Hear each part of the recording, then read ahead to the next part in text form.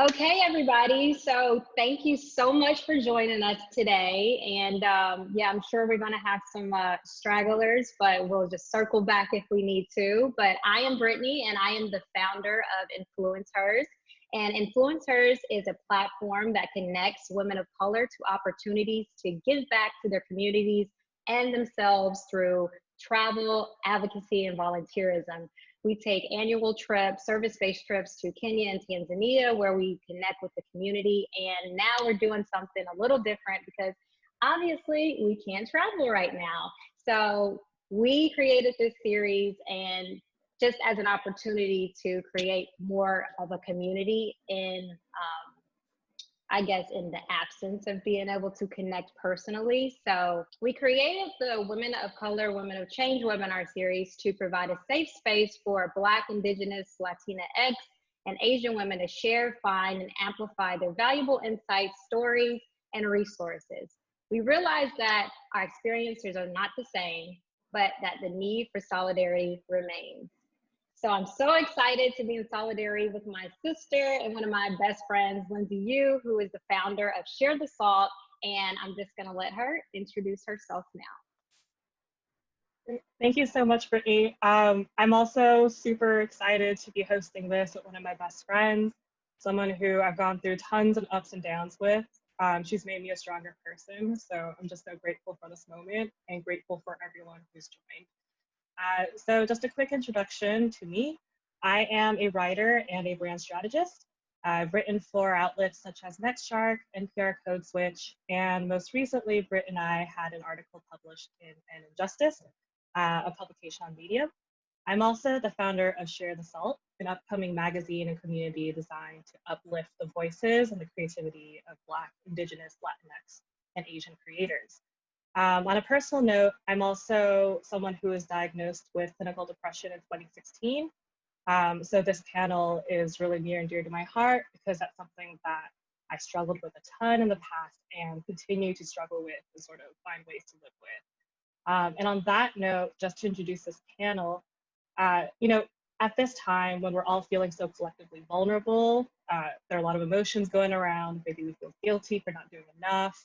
Maybe we feel just exhausted with everything that's happening in the world.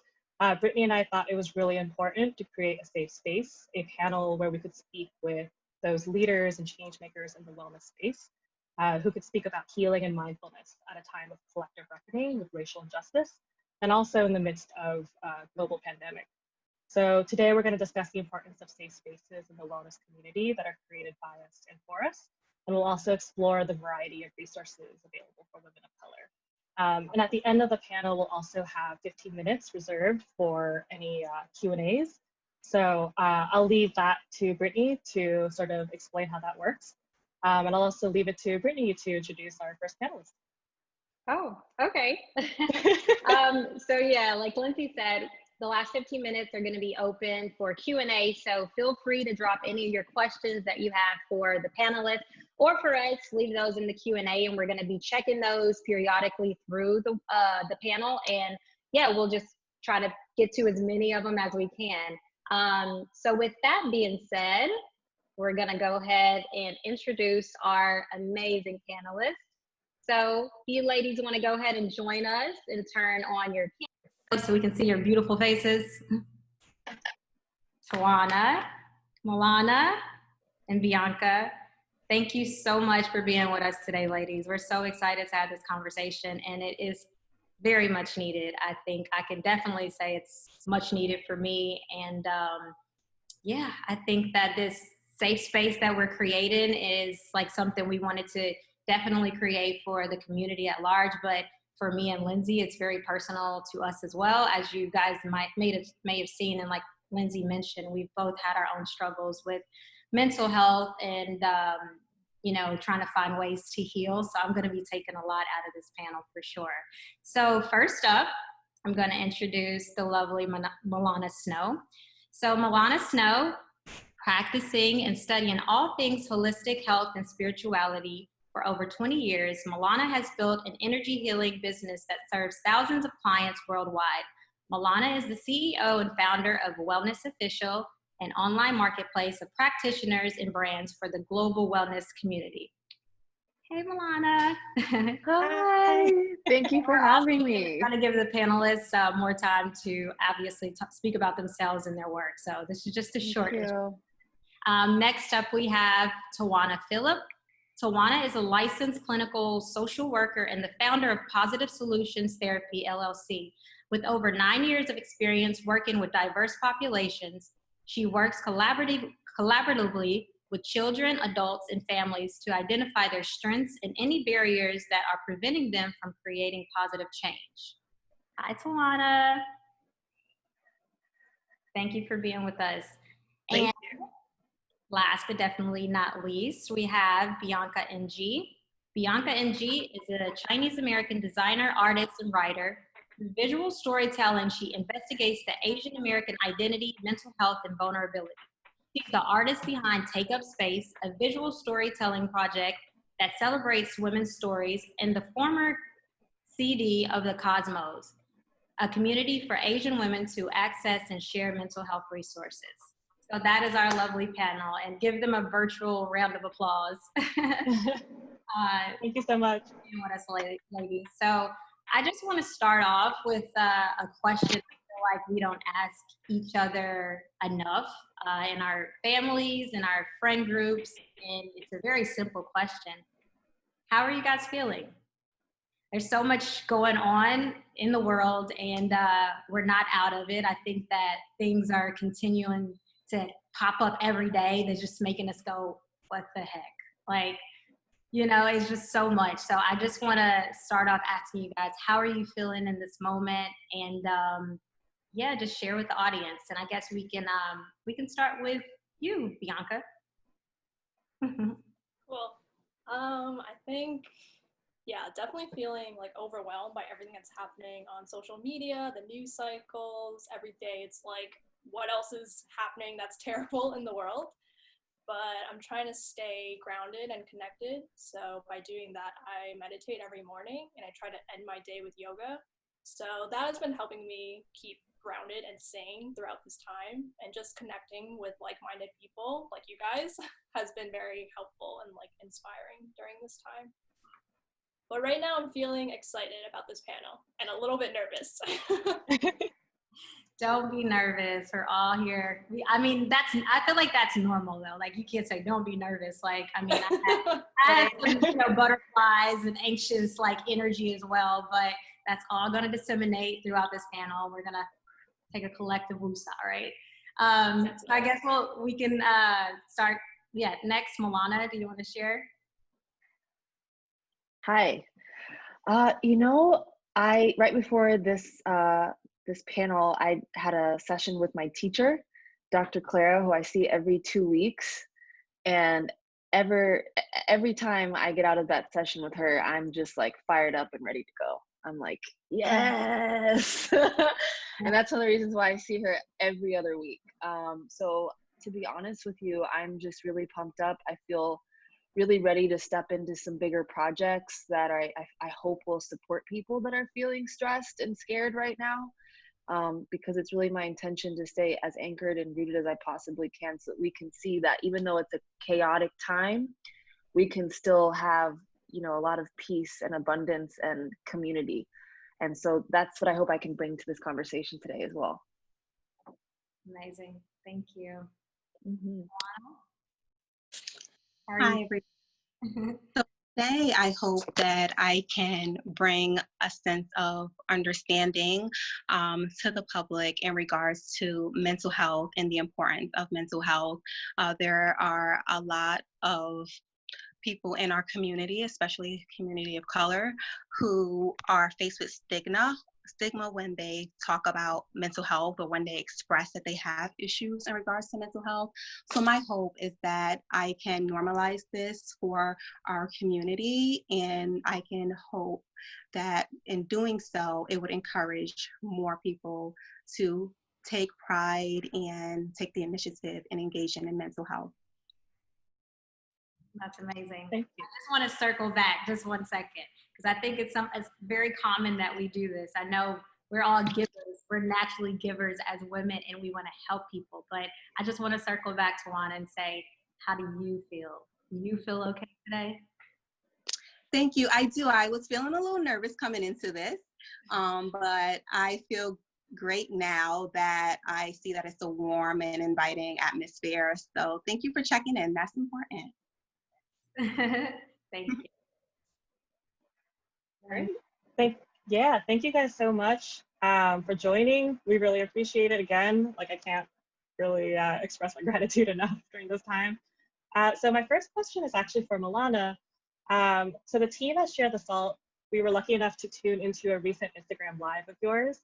And someone on the call actually had asked you the question, how can you deal with loved ones around you who don't necessarily support what matters to you, such as racial justice, human rights, your political views? How do you deal with that? Yeah, that was a really good question that came up, and it was live, just like this one. So I was like, oh, okay, you gave me a good one right on the live. You know, I shared then, and I will share now that has been a real life experience for me, just in the even with my own family. I come from a very multicultural background, and on my mom's side, most of them are white Americans from Middle America. And so, you know, I've got an uncle who's got a Confederate flag on his shoulder, tatted on him. So that there's a lot of nuance to that. And then on the other side of my family, they're Afro-Latino from the Caribbean and from. So I've had to really sort through a lot of these life lessons around race and injustice on my own. And some of that I'm really grateful for, but also I've had some challenges with my own family about really helping them to see that there are injustices, especially when, you know, people think that because they love and they don't, you know, feel hatred in their hearts, that they're not a part of causing injustice. And so my answer to the woman who asked that day was that what I have learned through a lot of trial and error is to never try to beat somebody over the head with what I have to share with them. That nobody, it's just human. Nobody can accept it when you are saying, take this lesson, understand how I feel. So what I really have had to step into very personally, and let me tell you, I've messed up a few times along the way, is to really live what I want to see and to be the example loudly, like really express it. And I think I hope that in all my messaging for years that you can see that, you know, diversity and equity in the wellness industry specifically is really important to me. And I've found that the more that I share that loudly, the more that my family knows where I stand, and those who are ready to come and learn more will come to me. And those who aren't, they just won't. And there's really nothing I can do. So fighting them, resisting it, I find what we resist persists. What we fight against, we give power to. Now, that doesn't mean that we don't stand in our power. That doesn't mean that we don't stand for what we believe in and we don't claim our justice, because we do that.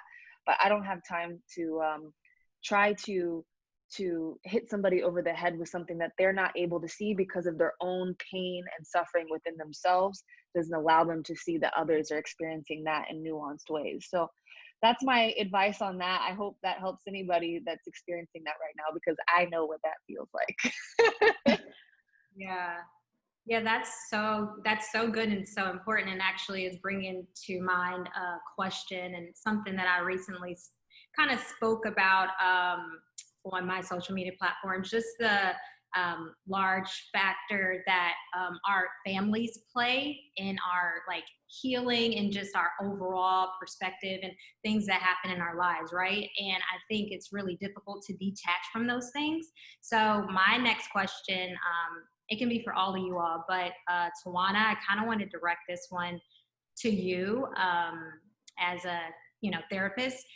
How do you actually work with intergenerational trauma and with families or your clients who are trying to navigate that of things that are feelings that are actually theirs versus what's been passed down through the generations? Because I've really had to you know, come to terms with that. And it's something I've really been trying to learn more of, and, you know, try to break those cycles. And I'm just really curious to, you know, hear about how you navigate, you know, with that. Sure. So there's a lot of introspection that's done. So when I'm with my clients, I allow them and give them the space to feel what they're experiencing, you know, because we carry with us not only what we're currently going through, right, but that intergenerational trauma. So it's important for them to know that they're heard. It's important for them to be able to share their experience. As a clinician and a woman of color, it's also important for me not to assume what that experience might have been. So I have to give them that space, and I allow them to sit in that, because oftentimes we try to distract ourselves from what we have experienced or what we're feeling. But when we do that, we only give it more power. So the feelings, the emotions, these symptoms are intensified when we do that. So we have to sit in those feelings, and then from that point, we take the approach of what is something that I was able to gain from that experience, because oftentimes we become stagnant and stuck in the pain or the hurt or the negative experience of it.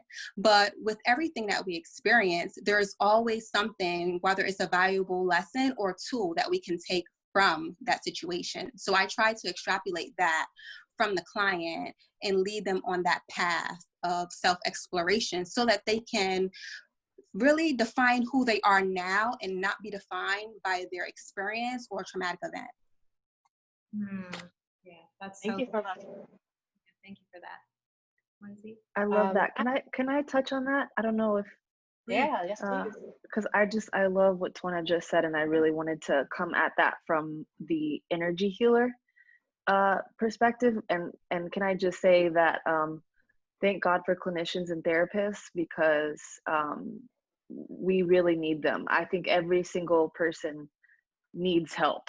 We all need help. And so thank you, Twana. And you know, I find that when I'm working with my clients around generational healing, those who are working with therapists at the same time really are able to go into some really deep spaces that they may not be able to with meditation alone. But what I have learned with the breath work that I do, the breath work that I teach goes directly into the root of a lot of our trauma. And what I find often with a lot of my clients is that we often have trauma that is a pattern over generations. So often I'll see, you know, having worked with literally a few thousand people over the years, it's really, really wild to see how an example could be, you know, a woman has been abused by her husband, and then her mother was abused by her husband, and they go further back. Oh, it turns out grandpa was abusing grandma, and we keep going back and back and back, even if people don't even know that that was the story, that that was the pattern, that that energy, and you know, some people call it now epigenetics, is transferred, even if we don't even know that that's what happened 5 generations ago. And so sometimes when we dig really deep into the more liminal states of our subconscious minds and our physical bodies, because by the way, our bodies carry these things on, then we find that we're subconsciously carrying out these contracts in our family to be connected almost to a tribal experience.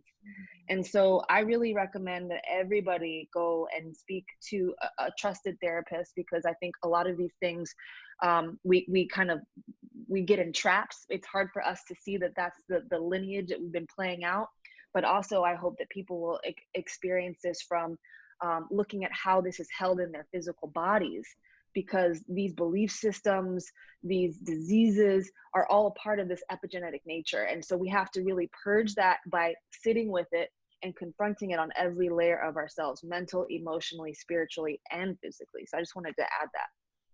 Thank you. Thank you. Yeah, I think I also want to add another resource that I think, just to add on top of what's already been said, that's been really empowering, is that for me, I think experiencing and trying to understand my own identity, I couldn't really do that with my parents because we have such a different experience, as they immigrated here and I was born here. And so being a part of the Cosmos, which is a community for Asian women, has been really enlightening and empowering. And even just having community and like talking to people with similar experiences has been very helpful in trying to navigate that identity. Because it's something that I couldn't turn to for my parents like for help, right? Because they couldn't even understand their own trauma. And so I think working through that with peers and people who have experienced that has been very helpful as well. Thank you. And actually, Bianca, just going off of that, I think, I mean, speaking for myself as an Asian American woman, I know there's this massive stigma against reaching out for help and discussing mental illness and disorder within the Asian American community. And I guess I'm curious if you can go, and I wonder if you can go a little bit more into detail about that. Is this something that you've ever spoken to your parents about, to your family about? And if you have, what have you learned from that process? Yeah, I think, I'm a big mental health advocate, and I try to do that through my artwork. But it's definitely been a big stigma. And in the past, I've been through therapy for the past like 4 years, but my parents don't know about it because I don't think I even know like how to say therapy in Cantonese, which is what my parents speak. And so I don't even know how to begin to explain that. And I think a lot of people within the Asian American community can relate to that because there's this language barrier. But luckily for me, I think I found support within, like I said, like my peers, community, people I've met through Join the Cosmos. And luckily that I find a lot of support through my sister, who I'm really proud to say that she's also started therapy like recently. So I think it's a slow process, and it's definitely difficult, especially when you're going against cultural values that you grew up with that aren't similar to what, that you're, I guess, the cultural values that you value in yourself. So it's hard to go against what you grew up with. Does that answer your question? Yeah, thank you for sharing that. And I think, if we can, Brittany, do you mind if I ask another question? Like, cool. All right. So I'm actually curious about, you mentioned your artwork and how you explore mental health through your art. In addition to your work as the creative director of the Cosmos, I know you also founded a visual storytelling project called Take Up Space. And I know that project is there to celebrate female stories. Could you talk a little bit more about what inspired that project? Yeah, so I think when I was in the thick of it, trying to understand my own trauma and experiences from the past, in 2016, I started to really dive deeper into it. And I think art is a form of self-care and also a form of self-expression in a way that I understand my own experiences. And so I think art has almost been like a therapy in a way for me to process. And Take Up Space was really inspired by after Trump got elected, basically. It was kind of like my act of resistance to highlight stories of women that I feel like, after Trump was elected, it seemed like women's stories didn't matter anymore. And so for me, it was really important to highlight stories that weren't told, that I often didn't see. And so the last series, when I interviewed 31 women, was about female contradictions. And so just I think highlighting their experiences has been part of my activism and a part of my healing as well, because I learned so much just from talking to other women. Thank you. Yeah, that's so powerful, activism through art. I know it's something that some of the participants today who have joined us are really interested in, so thank you for sharing that. Yeah, you're welcome. Thank you. So that's a good segue into my next question for pretty much all the panelists. I think we might have skipped over like the real intro into your work and to each of you. Sorry about that. We were just too excited. Yeah, let's just backtrack a little bit. And I think that I really kind of want to do like a basic like educational thing for people and intro into the work and kind of what led you into the wellness practice that you have now. Because obviously the reason why we wanted to have each of you on the panel was because you all are in different spaces of wellness, and we know that there are so many different paths that you can take to care for yourself. And, so I'm really just interested to hear your stories of what led you into the work and the practice that you do now. So we can start with anybody who wants to start. Tawana, do you want to start us off? Sure. So for me, I always knew I wanted to be of service to my community. I did not take the straight path to becoming a therapist. At first, I wanted to be a lawyer. So I attempted to do that. And in the midst of being in law school, I realized this is not for me, right? So I think personally for me, that was a journey in and of itself, because when family and friends, they know that you're in law school, you've said you wanted to be a lawyer all your life, and then all of a sudden, all of a sudden, you have this change of heart. That was a difficult journey for me, right? To have that conversation and to express that. But when I knew that I did not want to be a lawyer, then the question became, okay, then what? How else can I be of service? And in my studies, I kind of really took to social work. And I decided to go to graduate school to become a social worker. And in that process, I really saw how difficult it was for our community, that being community of color, to really feel connected to therapists in the field, whether it was because they didn't have representation, they didn't have someone that looked like them, they didn't feel a therapeutic bond or connection. So that kind of drew me in, and I began to do some direct practice work. And from then on, I began to be of service to my community by working with primarily, people of color, and also in low-income communities, so that they have a representation and someone that they can build a therapeutic relationship with and get to that next level of self-exploration. Yeah, representation is so important. Yeah, definitely. Guess we'll pass it on to, Milana or Bianca, if you guys want to share a little bit what led you to your work. Milana. Can you guys hear me okay? We can hear you okay. Okay, good. My AirPods just died. Yeah, I've been studying spirituality since I was very, very young. I think it was something that was supposed to happen. I started meditating with my grandma at like the age of 4. And so a lot of the things that the way that I got through some of the harder parts of my childhood were just by learning and practicing spiritual practices and religions and lineages. And so I used to not tell people that I started that young, because I didn't want people to to be weirded out, like, dang, but that's honestly the truth. I have been doing this for a really long time in my own private practice, and it was about in 2012 when I really decided that I didn't want to do anything that didn't have meaning and purpose. At the time I was modeling in New York. I had just gotten off of Project Runway as a model in 2010, and then did a travel show in China after that. When I got back from China, I was like, if it doesn't feel like that, if it doesn't feel like I'm connecting with people in a real way, I don't want it. And so I quit modeling in that form and really just went into storytelling and community building. And that was the first iteration of that was my monthly or weekly meditation and yoga classes on the rooftop of the James in Soho. And at the time, the idea of doing rooftop yoga was literally like the craziest idea ever.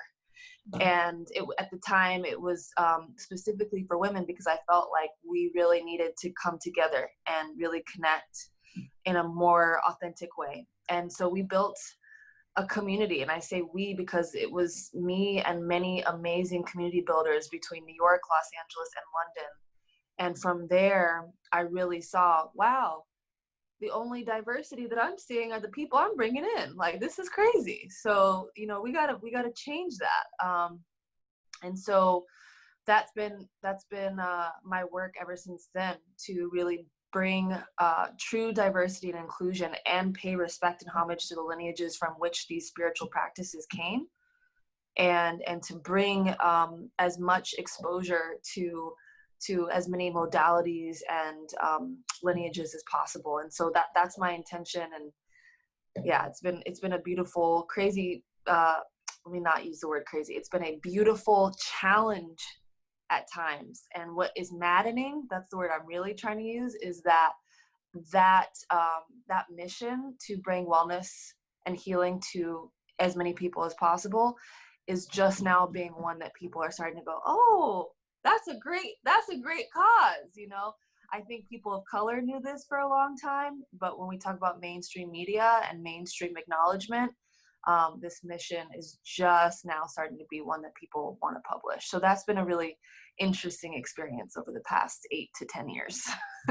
Yeah, I can imagine.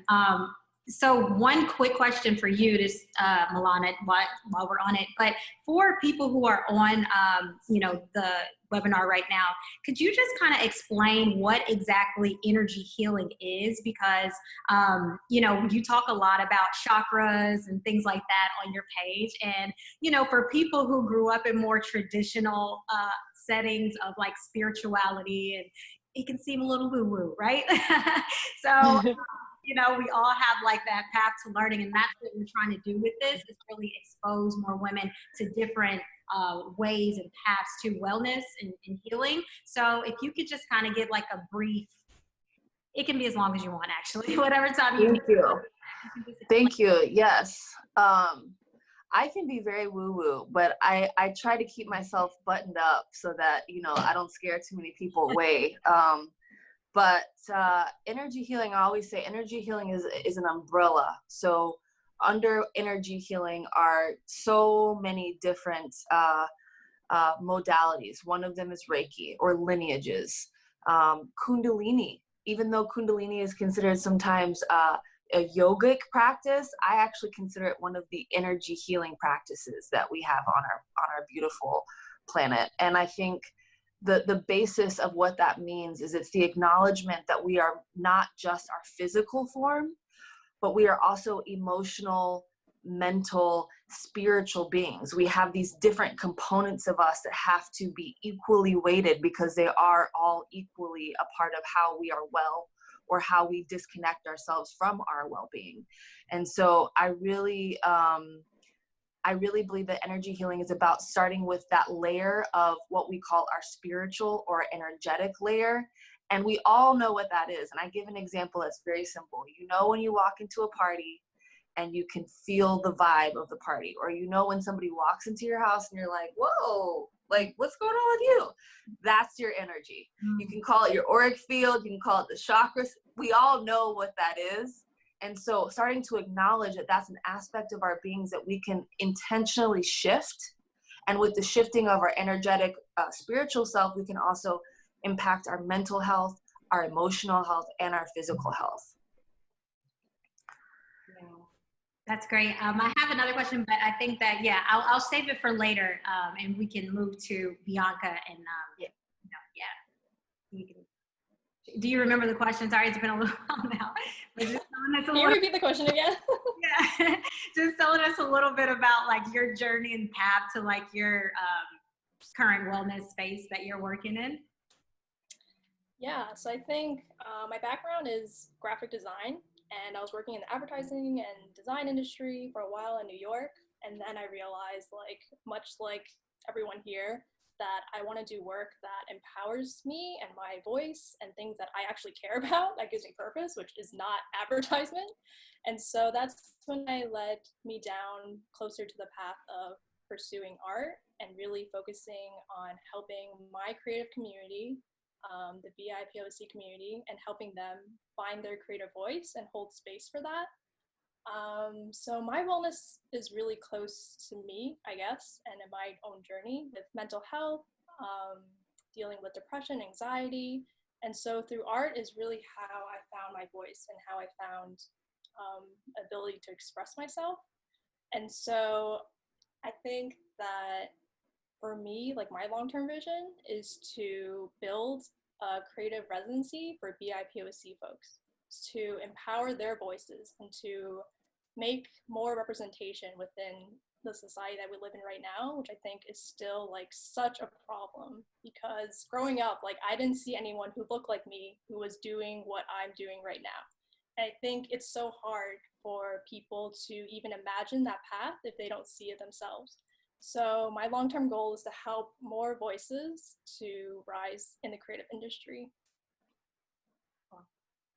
That's incredible. Thank you. Milana, did you want to say something? I saw you lean in. I'm just loving it. I'm like, yeah. So am I. And actually, Bianca, what you said leads pretty well into my next question, which is actually a question for Tawana. I was recently reading a study in the Journal of Health and Social Behavior, which suggested that therapists are actually, and this is terrible, but they're actually more likely to offer appointments to middle-class white people than to middle-class Black people. They actually did an experiment where they had people who, of both groups, white and Black, who were calling therapists, leaving voice messages, and they found that on average, white callers got more callbacks.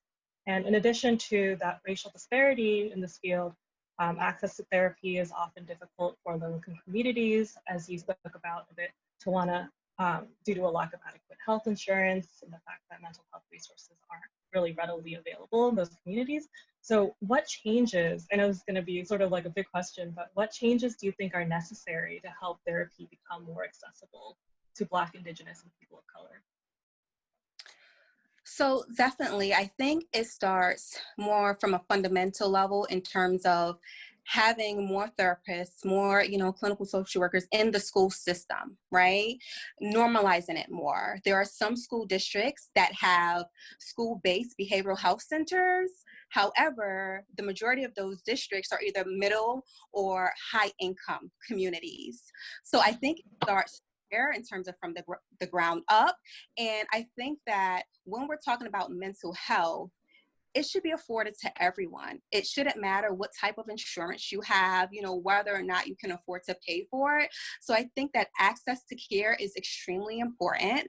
I also think that having more of a voice and more visibility in the community is also important.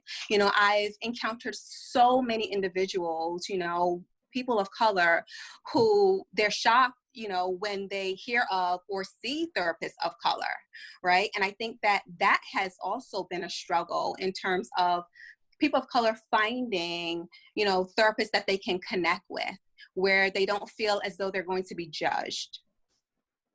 So I think access to care is huge. And I think that the onus does, part of that onus is on us as well as people of color to make sure that we are also, engaging within the community. Community organization is huge, right? To help to strengthen our communities, because if we don't take care of us, then who will? Yeah. Thank you, Tawana. That's amazing. And I have a question in mind, but I'm gonna leave it for later as well. Brittany, do you want to go next? Yeah, and I feel like you can just jump in, Linz. Like we're kind of back and forth. We're trying to get questions that people want to hear. But I just want to share one of my experiences, Tawana, and I don't know if people on the call feel this, but I spoke about it again on my social media. But so I actually feel like there's a big issue in communities of color to where we're not creating safe spaces in our families first, right? And I also feel like that contributes a lot to our mental health struggles and things like that. So I actually sought out a therapist, and that turned out not to be the best situation for me, because I actually, the therapist I saw was talking behind my back. And yeah, so it's a crazy thing, but I sought that out, and I just want to share because we're being real, right? And that kind of I guess it made me more not distrustful. I think it's amazing, but for people who have had experiences like mine. So like I overheard her speaking to the receptionist about how I wasn't committed and, how I was traveling and all these things like that. And so I guess I just want to like ask you for people, because I think there are a number of reasons why people of color choose not to seek out therapy. One is definitely the stigma in our families and things like that. Like, what do you see the value being for people of color to seek out therapy? And definitely with the current racial climate and the trauma that we're finally acknowledging and facing collectively, what do you see as like the main value of seeking out therapy?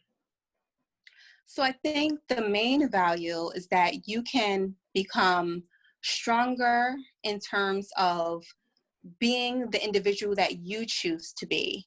You have a partner therapeutically who can help you through navigating different stages and phases of your life. I think, it's difficult oftentimes to express and be vulnerable to anyone, right?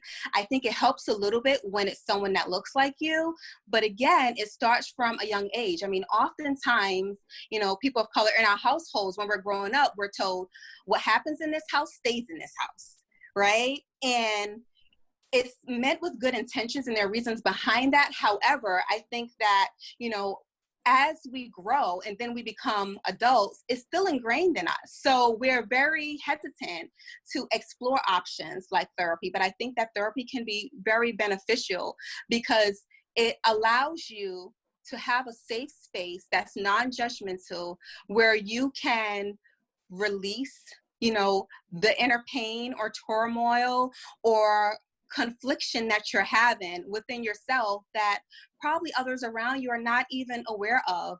Sometimes we put on a happy face and we smile, right? Fake it till we make it, but we're dying inside and no one deserves to have to live like that. So I think that everyone owes it to themselves to give themselves a chance, right?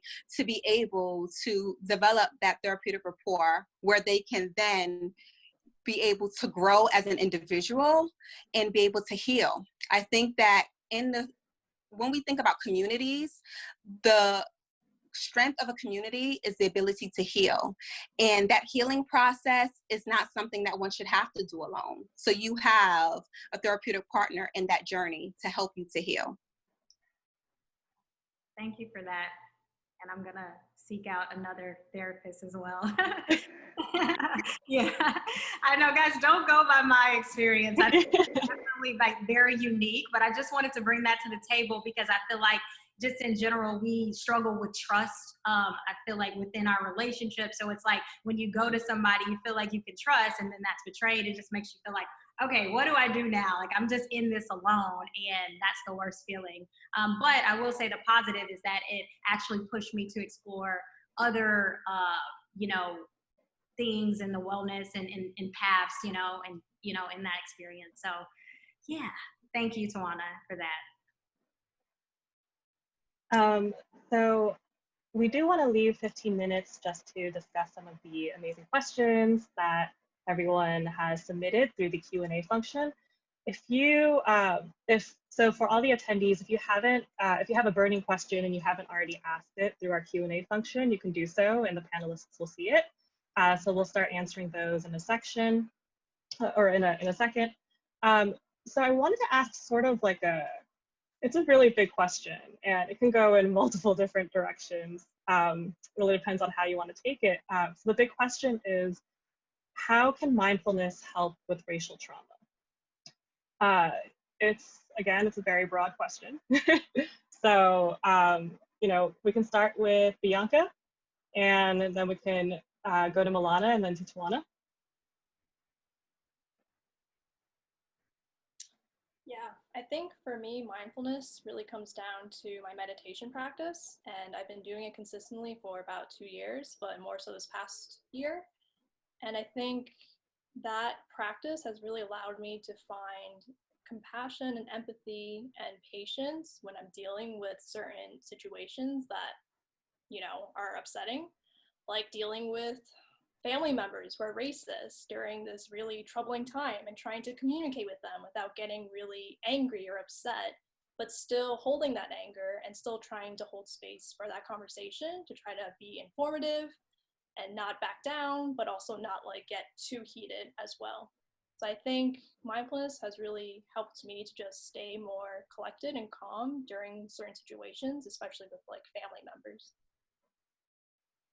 Thank you for sharing. Yeah, thank you for that. Definitely having my own practices are really a key part of how I can just be well, and then also show up for my clients and my community. I have found, especially over the years, when really stepping into speaking to diversity and inclusion in the wellness space, I found that I used to really come at it from a very wounded place. I was really disempowered. I was really angry. I had really just kind of been spinning in a lot of my anger, and to the point where I wasn't able to actually take the actions that were necessary to kind of be about what I wanted to see. And so I found that as I started to do more healing on myself, healing around my own family's paradigms of race, and then how I myself have let that take up space in me, then I found that I was able to come to my work with more power, with more strength, with more purpose, because I was coming from a place of healing, a place of clarity, a place of just of loving and a desire for more people to experience mindfulness, and not from a place of being angry that people are not justly getting what they should. People should get their healing. I would be so angry about it. And so when I finally was able to transmute that and come from a place of, no, I'm doing my work because I want to see the world heal. I want to see everyone having a seat at the table, all lineages to be honored and respected and held up. And so when I started to focus on that and do my internal healing around how that was in my life and in my family, I was able to see a lot of that work be impactful in a different way.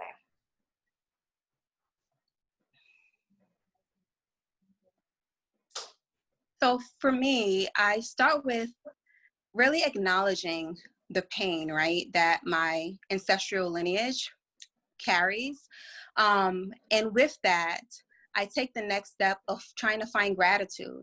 So for me, I try every day to find one thing that I am grateful for, whether it's a thing, whether it's the notion, but an experience that I can use to motivate me. I do engage in meditation as well, intentional meditation. So when I meditate with the purpose of seeking clarity, calmness, positive energy, or to change my mood. But I think with everything that we do, we must be very intentional. So I take these steps to purposely create a different energy for myself, one that is more hopeful, one that is focused on bringing positive change, because I have to make sure that spiritually I'm in a good place, because if I'm not in a good place, then how can I do that for my clients that I work with, right? So I have to make sure that I take the time out to make myself a priority. So that's where self-care comes in. I tell my patients all the time, the same way how you schedule in a doctor's appointment, an activity for your kids or your husband, your partner, is the same way how you need to pencil yourself into your own schedule, because self-care is key. And if you don't take care of yourself, then you won't have the energy, the time, or the wherewithal to care for anyone else. Somebody in the chat said you got to pour from a full cup, and that's so true.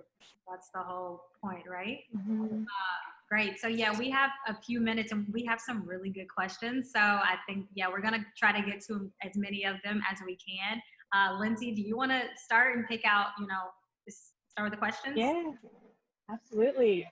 So we have a question from Rashida. Thank you so much for your question. This actually came early on in our panel. The question is, as a woman, how do you learn to say no without the guilt, and as a means to set healthy boundaries? So let's start now with Milana. or anybody, I feel like can jump in. I don't want to put you guys on the spot, but anybody who feels No, it's okay. I was just thinking, because I'm like, what does Spirit say to me about that? The first thing I got was to imagine that I'm saying yes to myself. And I'm saying yes to my priorities. I'm saying yes to my family. I'm saying yes to my partner. I'm saying yes to health. So when I started to change that paradigm of like feeling bad around saying no and drawing the boundaries, it was really good for me to start to get clear on why I was saying no, and that in saying no so that I could have more peace, so that I could have more time with my boyfriend, then it becomes a yes to my relationship, a yes to my peace. And then that whole thing just flipped it. So I think getting really clear on where our boundaries are and what our priorities are, even if we have to literally write them down. And once I started to get clear on that, then it was just, I'm not even saying no anymore. I'm just saying yes to what I need to say yes to. Yeah. I love that, Milana. And I just feel like us as women, we're like natural people pleasers, you know, and that's something I've definitely struggled with, like wanting to be nice and, you know, come from a place of like, you know, just a higher being. And, you know, I just need to be there for everybody and I need to give because I'm a healer and people come to me. And, you know, it's at the end of the day, you feel like, well, I'm like completely depleted, like we said before, you know? So it's like you're setting those boundaries, but you know that when you set those boundaries, you're going to be filling yourself up more so you can give even more to people in the long run and not just like little bits and pieces of yourself, right? So we'll go to the next question. So this question, I love this question. It's actually, okay, we're going to hop around because it's from the same person. Rashida, you have some good questions. But I'm gonna go ahead and say it because I think it's really important and kind of the essence of this. Obviously, me and Lindsay talked about our friendship and our experience being women of color, yes, but women of color from different races. How important, Rashida, is allyship during this time, and how do you exercise it from the boardroom to the kitchen table? So I think allyship, we like to think that it's like between white people and then by POC people, right? But we have to acknowledge that there needs to be more unity and allyship within us as women and people of color as well, acknowledging each other's experiences and learning from each other. So like, how important do you guys see that? And have you had these conversations? Anybody can jump in and Bianca, do you want to take this one on for us? I'll try. It's a big one. But I guess I'll just speak from my personal experience. So I think, allyship for me is really this past year, I think, for me, especially after joining the Cosmos and becoming part more of a community that's focused on learning and growing. For me personally, it's been about educating myself and not putting it on, you know, my peers and my Black friends to do that for me. And so for me, it's about going within my own community and figuring out, like, how can we help our Black friends instead of, like, burdening them to ask, like, what do they need? And so for me, it's really about taking initiative and becoming more educated and carving a path for myself, I guess, as an ally. Because I think a lot of that burden can be placed on Black folks, and I think it's not okay because they already have so much going on and so much to carry and so much burden. And so honestly, this past year has been a lot of just like learning the history about America, because I felt like growing up, it's been, you know, really whitewashed, to be honest. And so learning about that history and how that ties in with the Asian American history as well, because I think that allyship is really strong. And the only reason why, you know, Asian Americans have these rights is because of Black activists. And so I think that's something that we need to value and something that we need to shine more light on within my own community. So I think allyship is about working within my own community to show up better. Amazing. Yeah. Love that answer so much. That was so cool. I wanted to just add on to the intersectionality aspect of that, because, you know, I have a lot of Afro-Latino family, and, you know, there is a lot of nuance to being a first generation Afro-Latina daughter. And I think one of the things that, you know, we can all start to look at is how everybody has such a nuanced experience in all of this. So it's like, you know, and I've been thinking a lot about the families and the children at the borders, and just thinking about how I would really like that subject to be a little bit more front and center, because there are a lot of children at the border who are going through just unthinkable things right now as we speak. And they are not only usually from Central and South America, but they're also Afro-Latinos at that border who are treated even more just horribly. And so we want to think about this when we think about our Indigenous Americans and how they have been enduring genocide since the beginning of colonization on this land, and thinking about the intersectionality of how we have African American Indigenous folks. And so it gets very nuanced, and I think it's really important for us as people of color, wherever we find ourselves at these intersections, to really recognize that it's not that we're like checking off who has the most oppression, but realizing that our oppression and our experiences and our privilege is nuanced, and that we want to really look at that with each other one-to-one, instead of just assuming that we all have the exact same experience, even if we look the same to someone. So I wanted to really just like share that, because that's been something that's really been on my heart lately. Thank you for sharing. We realize that we have a couple minutes left, so we're gonna ask just a couple more questions. To anyone whose question we don't get to today, we'll be sure to save your questions and circle back with you after the panel. So thank you so much for submitting your question, even if we don't get to it on this panel today. I actually wanted to ask a question that comes from Azriel, who also is a co-founder of Share the Salt. So she writes, I recently watched the Goop series on Netflix, and it was fascinating, yet also infuriating to see the whitewashing of many healing methods that originated in communities of color. What are your thoughts on the commercialization and whitewashing of these methods? If it reaches more people that way, is it still useful? And is there a more ethical way to monetize these services? So anyone can jump in on that. Milana, I see you shaking your head. I feel like I've been talking too much, so I just want to like wait before I say anything, because that point exactly I feel very passionate about. But if there's anybody else that would like to share, I think I'll wait. Is there anybody else that would like to share on that? Tawana? Sure. So for me, I think when we talk about whitewashing, I think the issue is that credit is not given when credit is due, right? So there's a way to be able to connect with people, to offer people services without claiming it and naming it as your own, right? When that's not the case. So I think that it can be a more collaborative effort in terms of coming together, spreading the message, right? Delivering services in terms of togetherness in unison, right? But not stealing, right? Because I think that sometimes we're afraid to even say that word.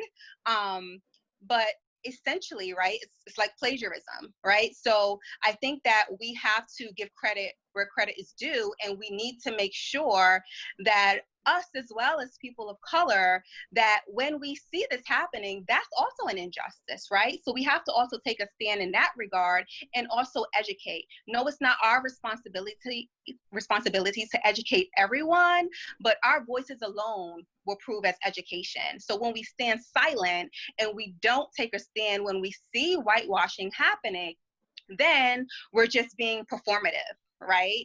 And we're not really being the advocates for our community that we can be. Milana, do you want to jump in and finish that thought off? Yeah, I mean, I have to say I had the exact same experience watching it. I could only watch about one episode, and then I was like, you know, I'm glad they're showing some of this, but wow, y'all don't have one person of color facilitating, and that was very upsetting for me.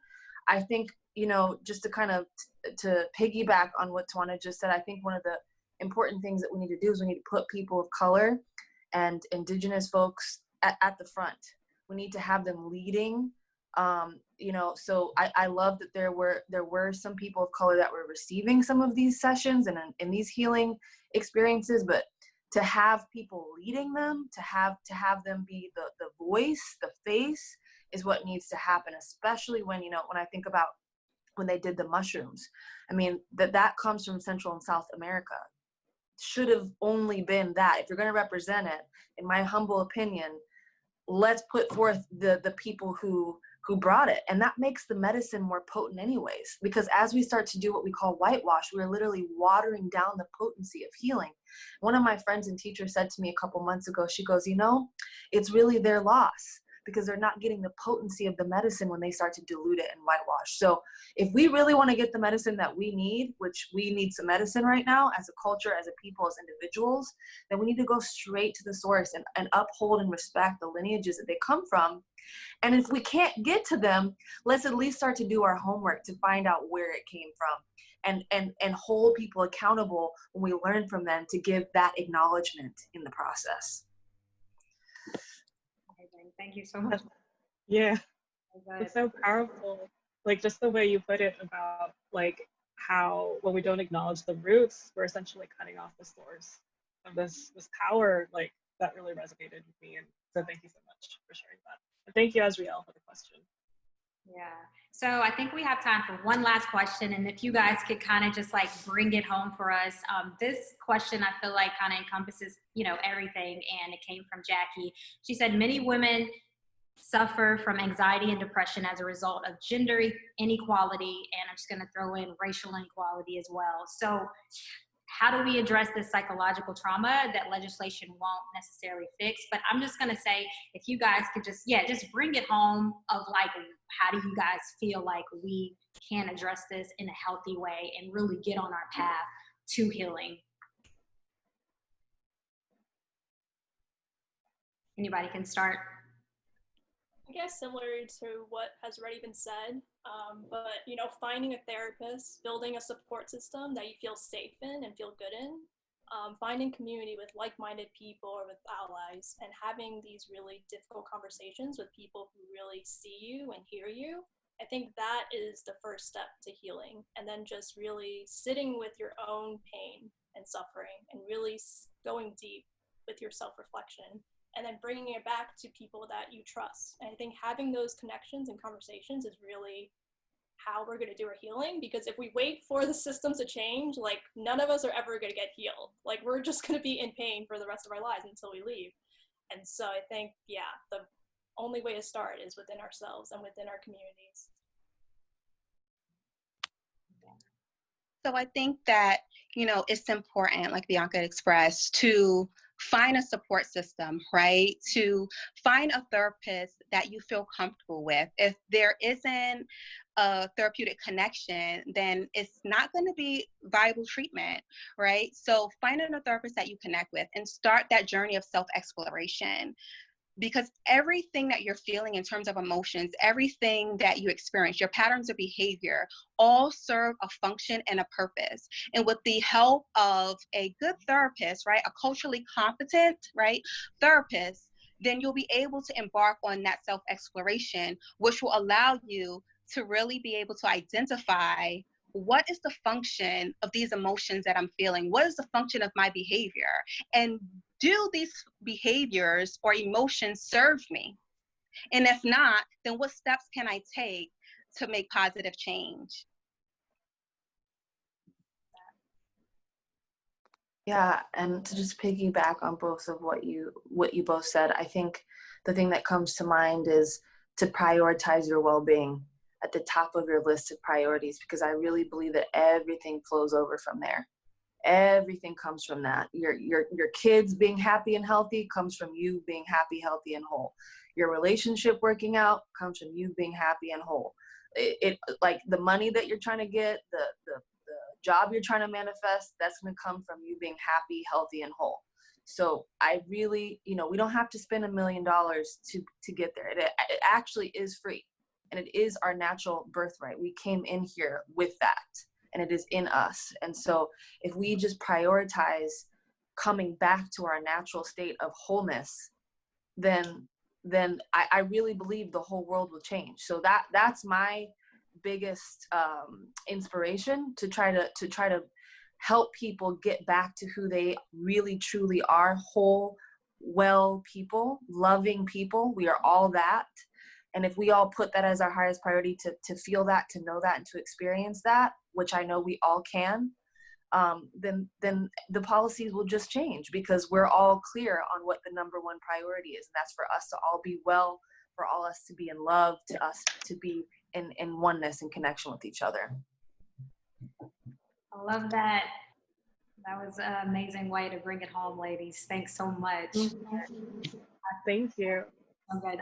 Lindsay, do you want to close us out? Yeah, sure. So, I mean, first of all, I just wanted to say thank you to our panelists, Bianca Ng, to Tawana Phillips, to Milana Snow. I know personally, I've been so inspired by our panel today, and I'm just so thankful and grateful to be in your presence, albeit via Zoom.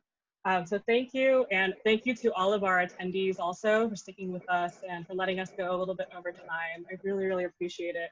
And I hope you learned something from this panel, and I hope you're walking away from this a little bit more uplifted and enlightened. I did want to let everyone know that this is part of a 6-part series to benefit women of color.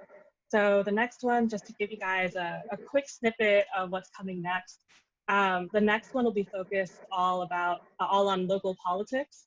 So Milana, you just spoke about policy and how just being healthy and happy and whole in ourselves will eventually lead to, will eventually manifest into different policies on the ground. And so I think this next panel is super apt and very timely as well. Presidential elections are not the be-all end-all. And it's really important that we get more people who look like us in locally elected offices. So that's what our next panel is going to be about. And we'll share the link with you guys soon. Again, thank you so much for joining, and we hope we'll see you at the next one. And I just want to say one thing really quick. I'm so sorry, but thank you for all who